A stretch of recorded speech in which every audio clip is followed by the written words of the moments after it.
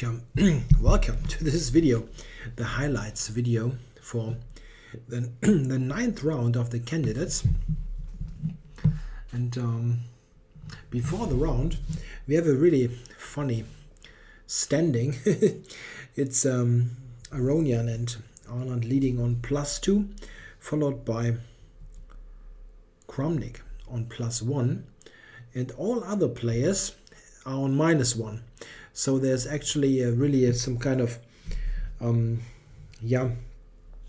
line between the players. We have 3 players still in contention really for the qualifying spot, the first spot, and all other players are on -1 and really have bad chances. So let's start with the first game. Andreikin, Svidler, 2 of the guys who are on a minus score.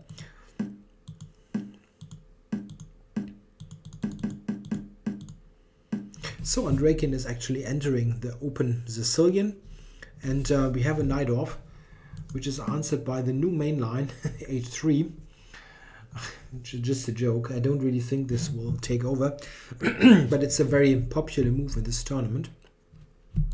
Svidler plays e5 and bishop e6.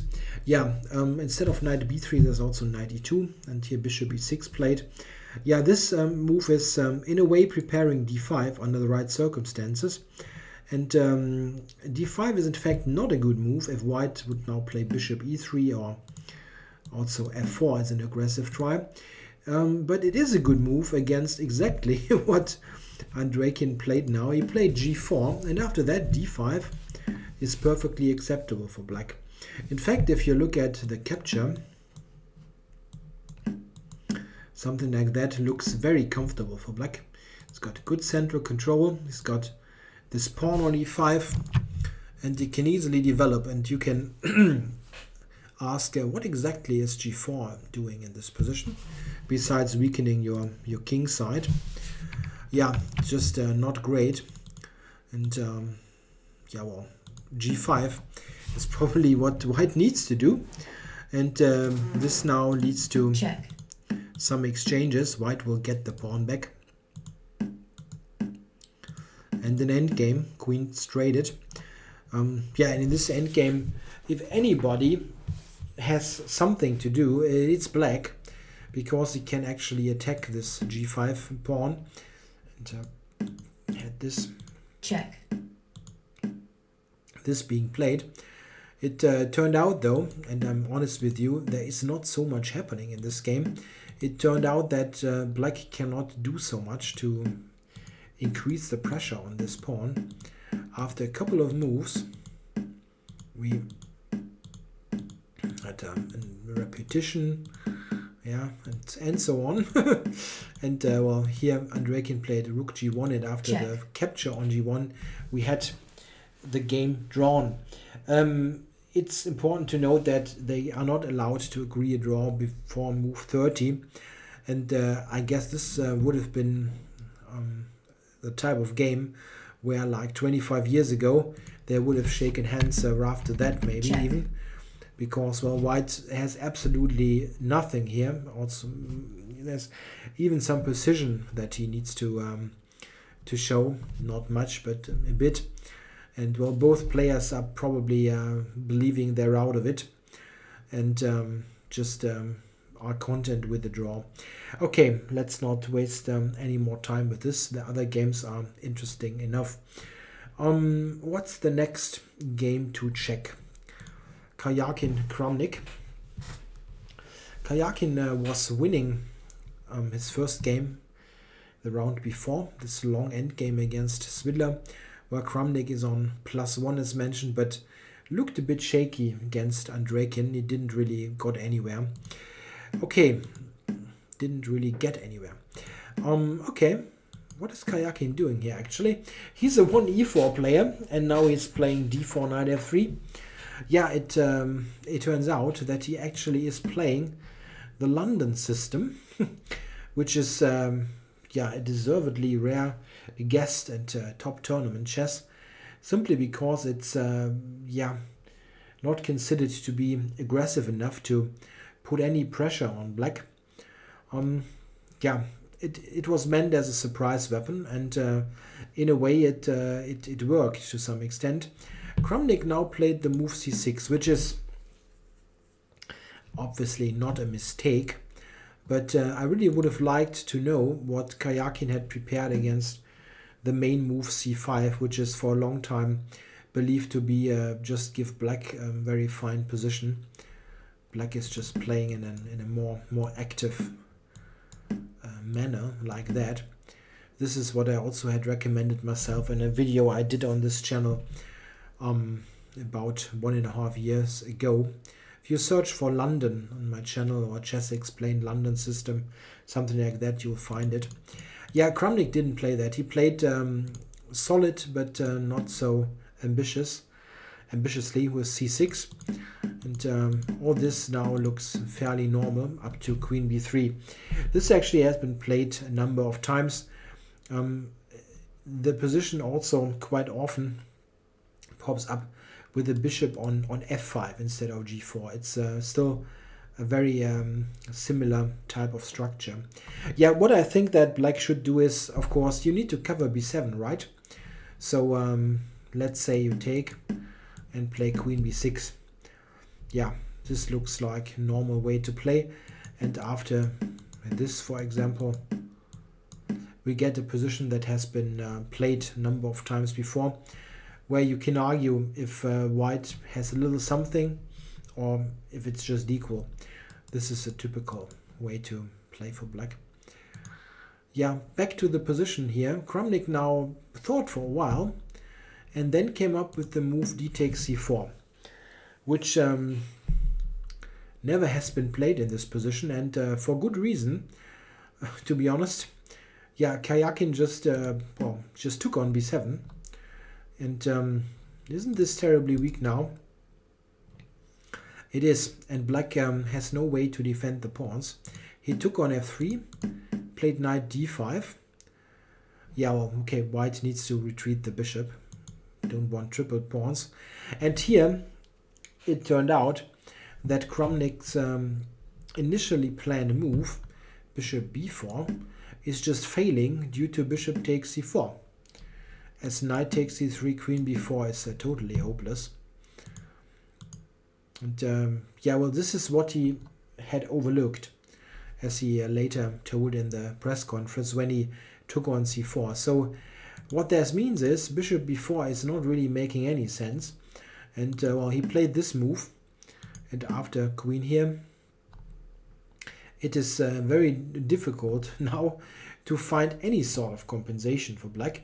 Your pawn down, your whole queen side is shattered, and white has the bishop pair on top of all of that.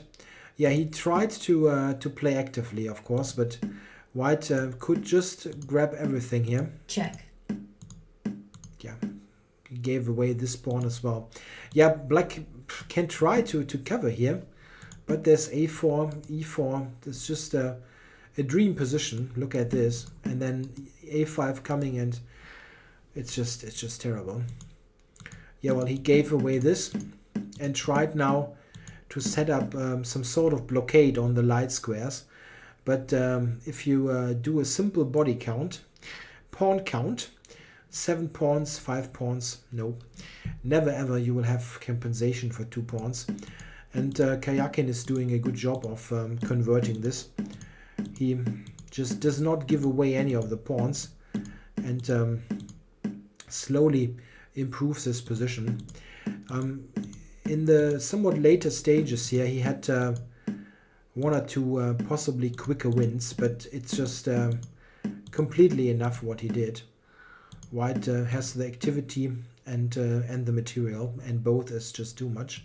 Yeah, queens are traded now.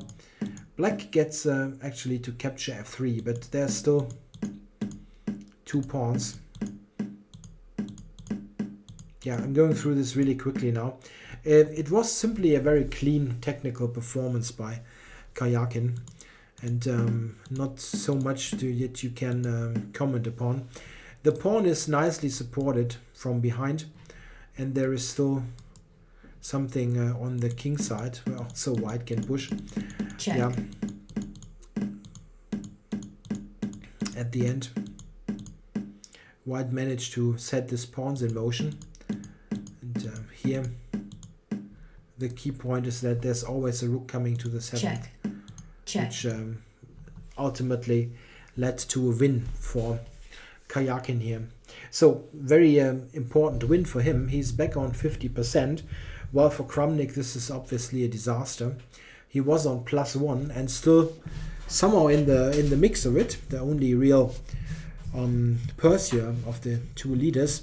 But if you look at Kramnik's games in this tournament, he really had a very shaky performance. He could have really easily lost to Mamedyarov, and then he wouldn't even had this +1 score. And yesterday's game also was a tad shaky. Yeah, he's simply not in good form. And this here to take on c4 and blunder basically the whole game with this move is really shocking for a player of his abilities. Yeah, I really cannot remember him being in a almost lost position after 10 moves against the London system of all openings. It's not like he was I don't know, he was experimenting with a Sicilian and someone found a super computer generated sacrifice or something. It's just like he just blundered b7 basically by this calculation error. Yeah, there's too many mistakes really to qualify. So he's back on 50%, and Karjakin as well. He's also on 50% now. And if you ask me, Karjakin has a slight chance now to do something in the tournament. As crazy as this sounds, but he will still play. He still plays Aronian, and he's still playing Anand. So if in some way he gets 2 wins from that, he would have really good chances. Okay, I'm just saying that he has some momentum now with 2 wins in a row after this really dreadful start. Okay, the next game will be Mamedyarov Aronian. We got a Nimzo, something that you could expect here, and Mamedyarov plays f3, very ambitious line, aiming at the full center, which Aronian allows with castles. This is an ambitious line for black, but interesting. We see that white gains lots of space in the center, but neglects his development. After f6, here white basically must take. You cannot keep your center. And here we come to a very important point. We see that Mamedyarov already had spent a couple of minutes to get there, but Aronian obviously was still in his preparation. He had played all these moves very quickly, and now came up with a really interesting new idea. The main move here is just queen f6. Check. But he played queen e8 check. Okay. Yeah, well, queen e2. This is the only way to tackle that. If you interpose something else, well, black just develops nicely and you just have your pieces clogged up. Queen e2 is the ambitious move. Of course, black does not want to trade queens now, giving white the bishop pair in sort of endgame. He played queen f7. This was the whole point of it, to get the rook to e8 quickly. Yeah, this happened. So he was still playing quickly. It's black. Black has sacrificed 2 pawns at the moment, but he has very concrete play, threatening this fork and going to the c4 square. Yeah, I think a very good defense now from Mamedyarov. It's basically the only one, to be honest, but still takes. Yeah, and here Aronian could have gotten the exchange back and play this position. Maybe this was actually the most precise way to do it. It's still a very, very tricky and complicated position where white has still has those 2 pawns, and well, this is simply a very funny setup on the on the king side. If black ever takes the pawn, he will have a very insecure king, with the bishop possibly at some point coming to e5. On the other hand, white can easily try to threaten with h4, h5, h6 to cover it. Yeah, Aronian played the pawn capture because he thought he will get the exchange anyway. And this is true. got the exchange with knight d5. And we come to this position. Yeah, and white here has a very simple plan. He wants to push the h-pawn all the way to h6 to make sure that this pawn on g7 will be a major pain. Yeah, Aronian tries for quick counterplay on the queen side with b4. I'm not sure if this really was helping him so much, but this position is very, very tough to play and complicated. We see by now that Aronian was the one with less time on the clock. He probably felt that he maybe had played with fire a bit too much here with this opening experiment. Or experiment is maybe the wrong word. He had prepared it, but look at the position. Look at black's king. It's not clear to me how in the long run you're going to play with this king, with the pawn on h6 supporting g7. Yeah. Yeah, and after this, white actually gained another idea, getting the long diagonal for the bishop. Yeah, here the position is already lost, it seems. If you check it with an engine, it will give white a very, very decisive advantage already. I still have a hard time to really determine what the error was. Maybe it was really b4. This kind of push maybe was mistimed. But I couldn't really solve this problem, what black should do here. I don't think he's in so terrible shape, but what actually is it what he should play? I very much would prefer to be white here, I'm honest with you. This is clear, but I'm not sure how bad it really is. That in the game, it was a disaster really with d5. Look what happened. I'm going through this quickly, but you'll get the idea now. Here, white now manages to exchange, and well, thick black king. This is simply the issue. Yeah, queen threatens to invade. Yeah, and now that's it. It's just like two nails in the coffin of black's king. And a very nice transformation now by Mamedyarov. Queen f7 prevents knight h5. Can play it anyway. The queen takes, you get check. Check. Mated really quickly. Okay, so we treat it here. And yeah, what now? A very nice move now by Mamedyarov. He played queen to e8 check. Yeah, calling it a queen sacrifice is a bit much. You get it back immediately. And well, these funny pawns decide the day. White just threatens knight f6 and promotion. And this is what happened. Check. He had another win, to be honest, but this is the very tactical and clean way to do it. White just goes to an opposite colored bishop's endgame, where he has two extra pawns. This quite often is not the end of the world in opposite colored bishop's endgame, but white has so many potential passes that it's simply too much. And besides the fact, two pawns, this is a double pawn, so it's in effect almost like three pawns. Yeah, white is totally winning here, and Aronian resigned. Yeah, to be honest, I think maybe this opening, it's hindsight is always 20/20. Yeah, yeah, he lost the game. He obviously shouldn't have done something else. Yeah, to be honest, I like this concept. It's just very creative here with this, but isn't this a bit too sharp? I don't know.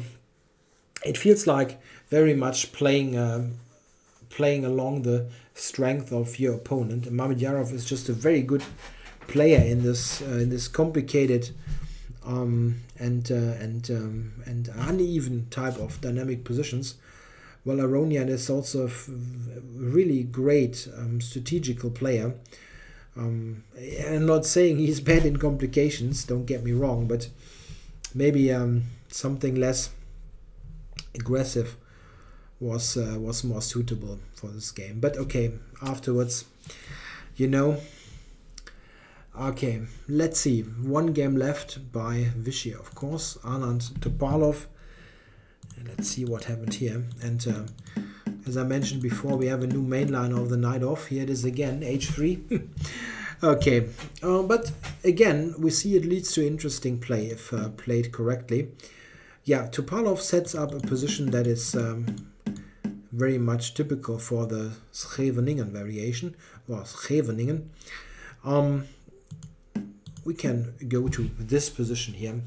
White has gained lots of space on the king side, of course, so any short castling ideas need to be judged very carefully. And we got here, Wishy playing b3, covering the important c4 square.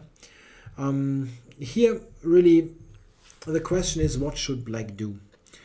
I personally like the idea to play queen a5 to irritate white a bit, setting up this threat. Yeah, the thing is that this is not a good move due to d5 and bishop b4. So white probably needs to go here and maybe now get out of this discovery and just continue. Let's say f4, knight d7, queen e2, castles, yeah, or b5. I'm not sure. b5, this. And it looks like a typically complicated Sicilian position to me, without going into any details here. Topalov played a completely different approach, which was criticized by Anand later in the press conference. He played f5. Yeah, and I'm not 100% sure, but I tend to agree with Anand, who's obviously knowing more about the game than I do. But yeah, you can have different opinions about positions. F5 accomplished one thing. You won't get this kind of race situation where white is storming your king side. But on the other hand, after the capture, which is pretty much forced, we get to a position where these pawns are, yeah, a target for white's pieces. This is very comparable to some lines in the French defense. And as it turned out, Topalov didn't really find a setup where he would get a good defensive setup, but also some counterplay. He decided to simplify the position like that and try to defend this in this manner. But white always keeps something, because black has so many pawns on light squares. Your bishop is just much stronger. It will get to h3. Check. Yeah, like here. And it will be a very, very uncomfortable defense for black. Still, it's not like white is winning. It's just a position where, where a good player would like to be white, simply because you are the one to call the shots here. Yeah, Topalov now plays the move h6. As mentioned, he's not very much a guy to defend a position just by staying passive and awaiting things, or just trying to find some sort of fortress. He always wants to defend actively, and this is such a move. In fact, it backfires terribly here. Could take now, and queen g4. This was played by Anand, and now we see that this attack can only be parried by this move, h5. Bishop moves, and a5. And so white with tempi, yeah, sort of with a natural flow, managed to put both pawns here. And this is really tricky for black in the long run. This is a very important and annoying weakness. And h6 is also weakness. It is very difficult even for black to play moves here. What are you doing? If you move the queen, for instance, I'm coming right to f6 and win. It's already, if you give it to a computer, black's lost plus 2 point something. And this is actually confirmed by the course of the game. What should black do now? Move like that? Yeah, okay. Go here? Okay. Black is running out of moves in a way. This exactly is the game continuation. You cannot move the queen, you cannot move the king. You can only move your bishop. And he went to f5. You could also go here, but check, white will win this also. Yeah, we got check, to an end game here with check, just queens on the check, board, and with white having a totally dominating position with, as mentioned, those two important pawns fixing the weaknesses. e5 is the extra pawn and a passer, and this is a dominating queen. Yeah, and Vishy always has been check, a fine tactical and technical check, player. He didn't check, allow check, any sort of thing to happen here. check, check, And after this, Topalov resigned. So to complete the overview of this round, it was a total triumph for Anand with a win against Topalov. He's on +3 now with a great score. And yeah, Aronian is after this loss just on +1, which means he's 1 point behind, and he's got the worst tiebreak. So Aronian, in effect, needs to, if let's say Vishy draws all the games for argument's sake, 5 rounds left, he draws all games, not a spectacular result, and this would mean that Aronian would need to score 3 wins to catch him and overtake him, because the tiebreak is in Anand's favor. He has won the individual game in round 1. So is this tournament already over? Yeah, almost. Almost. But the thing is, there are some games still left, of course, that Anand can lose. No doubt about that. He will face Kramnik with black. Always tough. And he will also face still face Karjakin, who's on 50%. And there's also, next round, Mamedyarov, who's also on 50%. And don't count this guy out. He's winning games. He can win games. He's shown that. He lost 3 games, but he also won 3 games. And he's really dangerous. Yeah, okay. The tournament is not over yet, but it's getting very, very tough to catch Anand. +3. And he's also by far the best player in this tournament as it in terms of the quality of the play. They all have lost 2 games by now, and he hasn't lost any, and he wasn't even close in a game. I mean, you probably, if we could go through all of them, you'd find some spot where there was an improvement for the opponent, but it's not like he could have lost a game like with 1 move by the opposition and then that's it. So what can you do? He's playing a great tournament. And it's probably, if he's going to make it, it's one of the really the most sensational results I can remember, because he was completely out of the picture for most of the experts before. I gave him a 5% chance to win this thing, which is not much. Still, I gave him 5%. Ask Grandmaster Yermolinsky, famous chess teacher and commentator, about that. He gave Vishy 0% chance to win. Okay, well, let's see what happens in the next rounds. Tomorrow is a rest day, and we'll commence with this tournament on Tuesday, and we'll certainly know more after this round. Okay, thanks for watching.